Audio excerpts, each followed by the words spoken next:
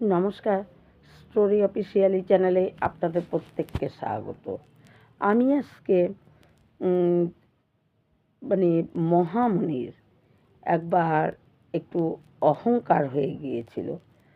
সেই মহামুনির অহংকার চূর্ণ আর আরেকটা প্রতিদিনকের মতন গর্ভগীতার একটা ভগবানের উত্তর আর অর্জুনের প্রশ্ন। আমি প্রতিদিন একটা করে ভিডিও শেষে এই গর্ভগীতার যে অর্জুন আর ভগবানের কথোপকথন এবং অর্জুন প্রশ্ন করেছিল, কৃষ্ণ উত্তর দিয়েছিল, তা প্রতিদিন একটা করে প্রশ্ন আর উত্তর আমি বলছি। আজকেও আমি সেটা বলবো। এখন প্রথমে হলো মহামুনির গর্বচূর্ণ। মহামুনির গর্ব কী করে চূর্ণ হয়েছিল আজকে আমি সেটাই বলবো। একবার মহামুনি তিনি ভগবান রামের কাছে তিনি গিয়েছিলেন। আসলে বৈকুণ্ঠে নারায়ণ ভগবান রাম রূপ নিয়ে তিনি আছেন।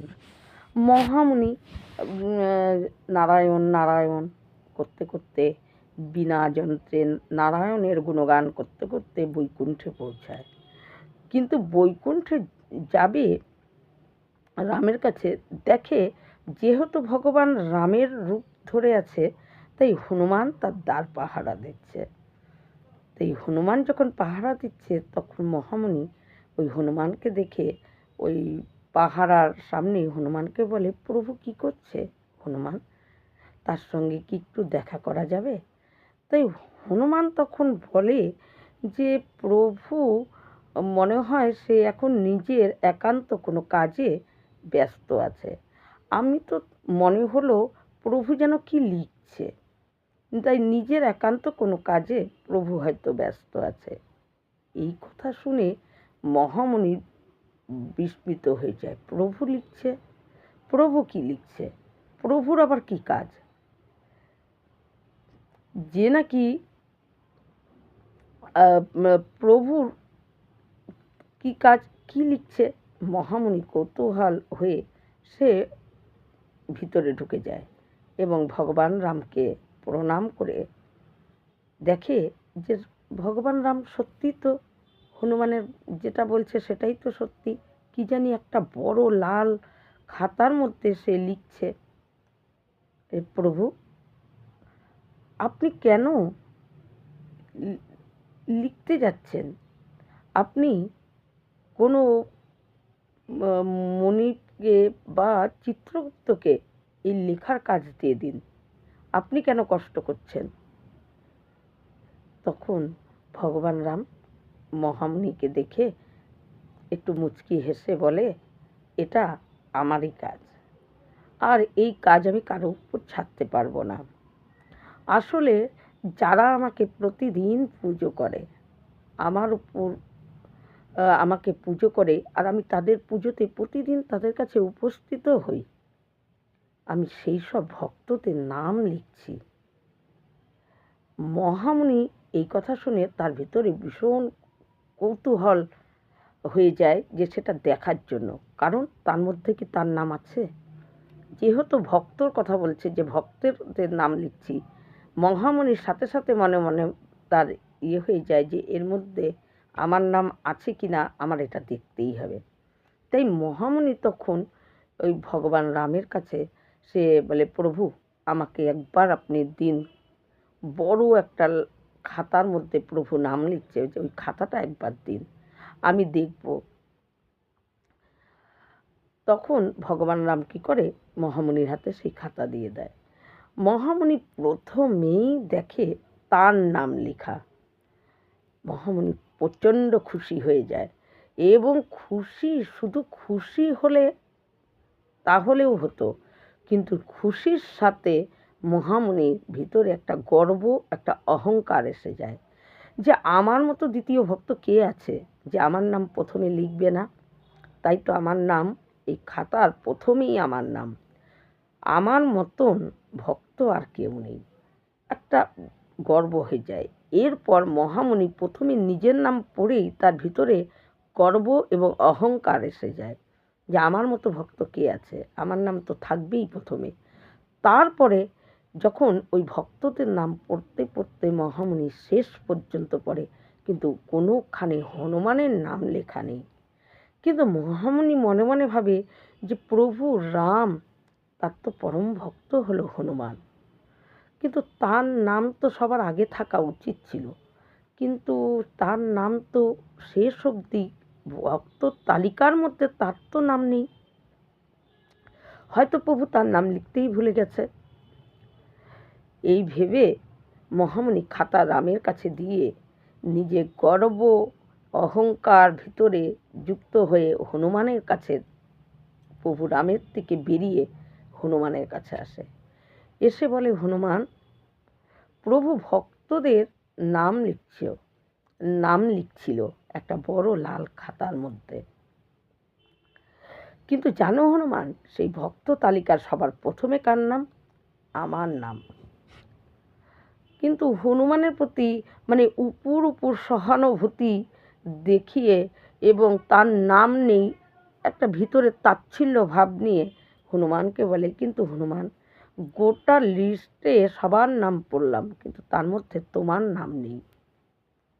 এই কথা শুনে হনুমান একটুও বিচলিত হয়নি, বা হনুমান কোনো রকম তার চিন্তা বা তার কেন তার নাম নেই সেই নিয়ে তার মনের মধ্যে কোনো প্রশ্নও নেই।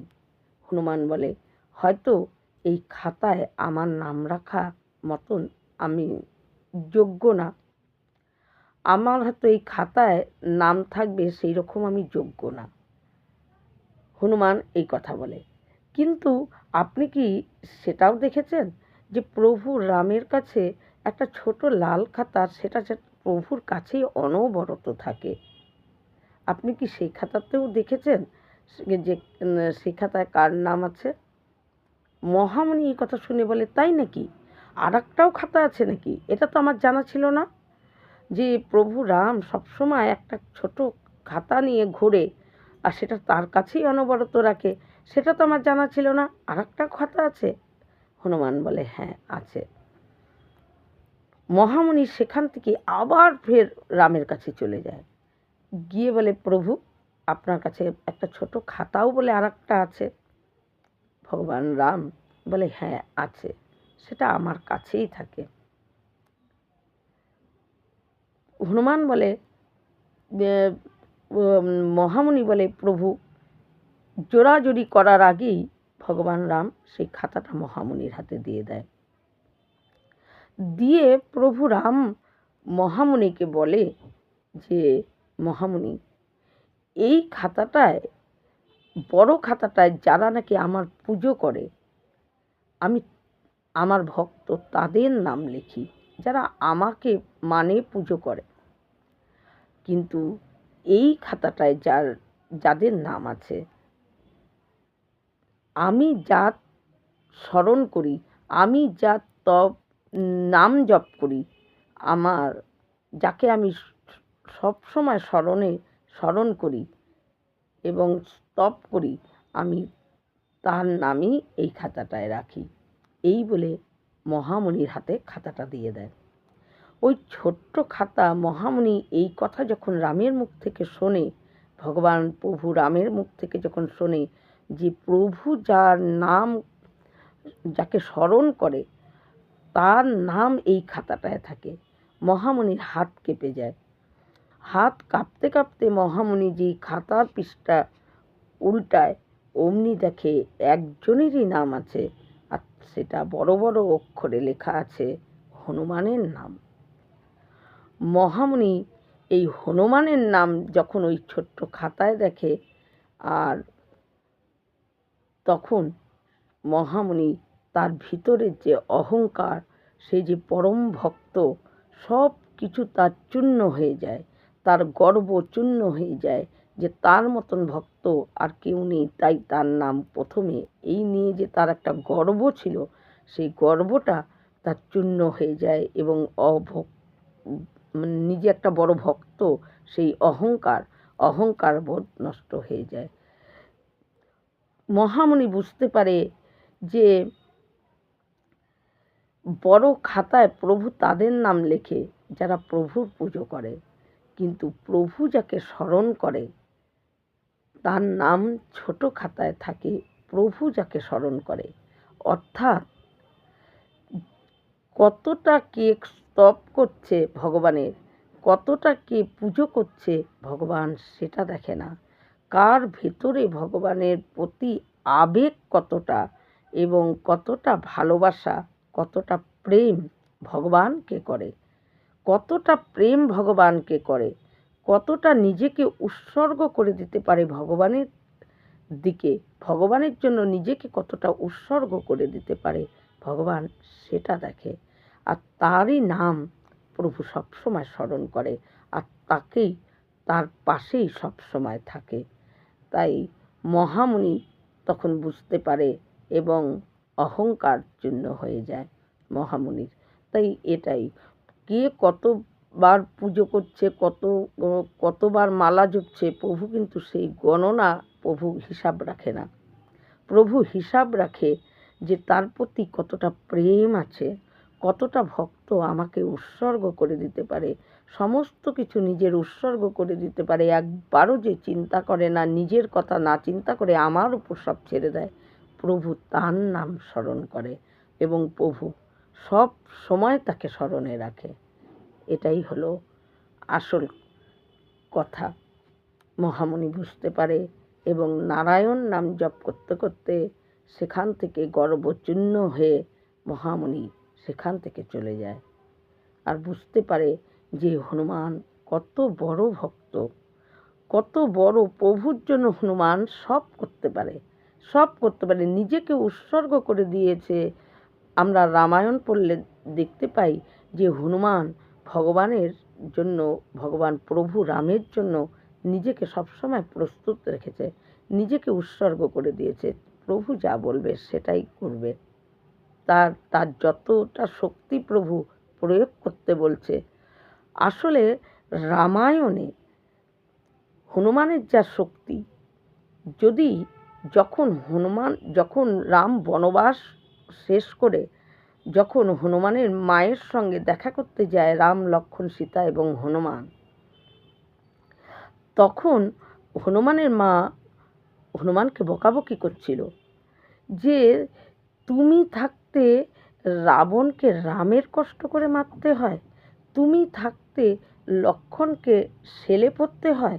হনুমান, আমার তোমার প্রতি আমার একটু গর্ব হচ্ছে না, বরঞ্চ আমার লজ্জা লাগছে, আমার মাথা নিচু হয়ে যাচ্ছে। হনুমান, তোমাকে কি এই শক্তি তোমার ভিতরে যে তুমি থাকতে প্রভুর সেতু বন্ধন করতে হয়? তখন ভগবান রাম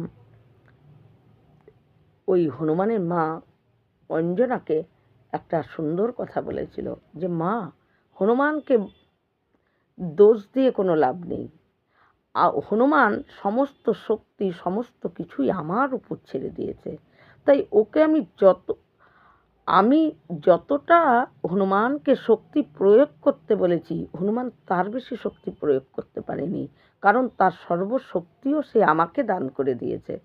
আমি তাকে যতটা আদেশ করেছি সেই আদেশ টুকুই সে মেনেছে। আদেশের উপরে হনুমান যে নিজের শক্তি দেখাবে সেই শক্তি হনুমান দেখায়নি, কারণ আমার তো আদেশ ছিল না। তাই রাবণকে আমি মেরেছি। আমি যদি হনুমানকে আদেশ করতাম যে রাবণকে মেরে সীতাকে নিয়ে আসো, হনুমান রাবণকে মেরেই সীতাকে নিয়ে আসতো, কিন্তু সেই আদেশ তো আমি হনুমানকে করি নাই। কারণ তাই হনুমান, আমি যতটুকু তাকে শক্তি দেখাতে বলছি সে ততটুকুই শক্তি দেখিয়েছে, তার উপরে তার অনেক শক্তি থাকলেও আমি তো তাকে আদেশ করিনি, তাই সে দেখায়নি। এটাই হলো ভক্ত, একেই বলে যে প্রভুর প্রতি উৎসর্গ করে দেওয়া কাকে বলে। আর যে নাকি এরকম করতে পারে, প্রভুর উপর সব কিছু ছেড়ে দিতে পারে, প্রভু তার পাশ ছাড়ে না, সর্বদা তার সঙ্গেই থাকে। এবার আমি প্রতিদিনের মতন যে গর্ভগীতার একটা অর্জুনের প্রশ্ন আর ভগবান শ্রীকৃষ্ণের উত্তর, আমি প্রতিদিন একটা করে গর্ভগীতার একটা করে প্রশ্ন আর একটা করে উত্তর আমি প্রতিদিন ভিডিও শেষে বলছি। আশা করি আপনাদের প্রত্যেকের ভালো লাগছে। আজকে অর্জুন ভগবানকে প্রশ্ন করে, তৃতীয় প্রশ্ন অর্জুনের, যে হে মাধব, হে কৃষ্ণ, হে জনার্দন, মানুষ কেন, কোন পাপে অকালে তার মৃত্যু হয়, আর নপুংসক মানুষ কেন হয়ে জন্মায়? আমি জানতে ইচ্ছা করি, হে মাধব, আপনি যদি আমাকে দয়া করে এই কোন পাপে মানুষের অকাল মৃত্যু হয় আর নপুংসক হয়ে জন্মায়, এটা যদি আপনি আমাকে দয়া করে বলেন। তখন ভগবান শ্রীকৃষ্ণ অর্জুনকে বলে, হে কুন্তী নন্দন, এ গান্ডীবধারী মহাধনুকধারী অর্জুন, তুমি যা প্রশ্ন করেছ তার উত্তর আমি দিচ্ছি। তার উত্তর হলো, মানুষ যখন অনেক ঋণ করে এবং ঋণ করে ঋণ পরিশোধ না করে, তখন সেই তার স্ত্রীর মৃত্যু হয়। আর যদি কেউ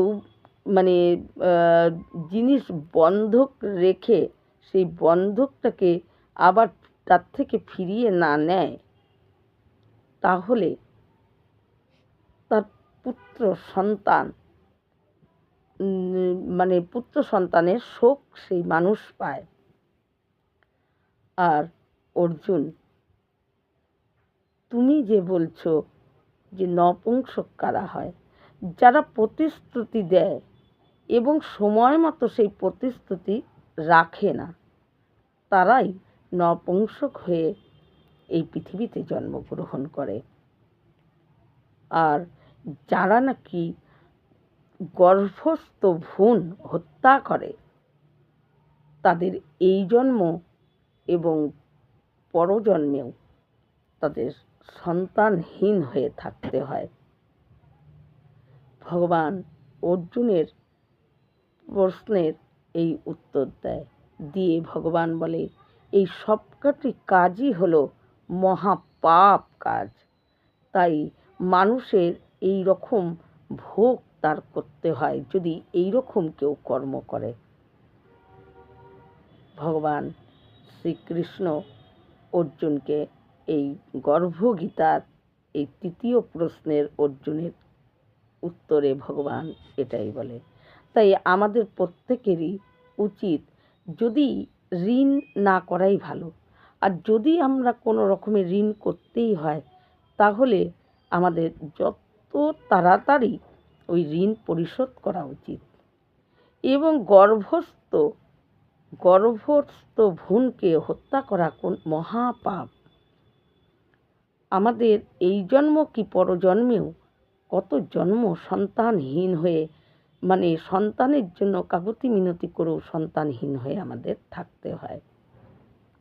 আর কাউকে যদি কোনো প্রতিশ্রুতি দেওয়া যায়, প্রতিশ্রুতি দিয়ে যদি আমরা সেই প্রতিশ্রুতিটার, হয়তো কাউকে প্রতিশ্রুতি দিলাম তোমার এই কাজটা করে দেব, বা তোমার এই উপকারটা আমি করব, বা তোমার মেয়ে বিয়াতে আমি এই সাহায্য করব, কিন্তু পরবর্তী যখন সময় আসলো, যখন সেই কাজটা করার মতন সময় আসলো, তখন হয়তো সেই প্রতিশ্রুতিটা সে রাখলো না। সেই সময় হয়তো সে বুঝতে পারছে না যে সে কত বড় একটা পাপ কাজ করে ফেললো, কিন্তু তার পরজন্মে তার এই কর্মের জন্য তাকে নপুংসক হয়ে জন্মগ্রহণ করতে হয়। আর যদি কেউ বন্ধক রাখে, সেই বন্ধকটা যদি রাখাটা উচিত না, যদি খুব দরকার পড়ে হয়তো কারো রাখতেই হবে, তাহলে যত তাড়াতাড়ি সম্ভব সেই বন্ধকটাকে তুলে নেওয়া। যদি না নেওয়া যায়, তাহলে তার এই সন্তান শোক তার পেতে হয়। তাই এই সমস্ত সবগুলোই কর্ম হলো মহাপাপ কর্ম। তাই এগুলোকে যতটা সম্ভব এড়িয়ে চলাই আমাদের জন্য খুবই ভালো। তাই গর্ভগীতায় অর্জুনের প্রশ্ন যা করেছিল, প্রতিটা প্রশ্নই কিন্তু আমাদের জীবনে মানে আমাদের ভিতরে যে প্রশ্ন, সেই প্রশ্নই অর্জুন করেছে, আর ভগবান তার সমাধান করে দিয়ে গেছে। আমি কালকের ভিডিওতে আবার এই গর্ভগীতার চতুর্থ অর্জুনের প্রশ্ন আর তার ভগবানের উত্তর আমি সেই নিয়ে বলবো। তাই গর্ভগীতা সত্যি মানে যদি গর্ভস্থ মায়েরা এই গর্ভগীতা শ্রবণ বা পাঠ করে, তাদের সন্তান সুবুদ্ধি এবং পিতামাতার প্রতি ভক্তি এবং সংস্কারী পুত্র বা কন্যা জন্মায়। এই রকম ভিডিও পাওয়ার জন্য আমার চ্যানেলটিকে সাবস্ক্রাইব করবেন। নমস্কার।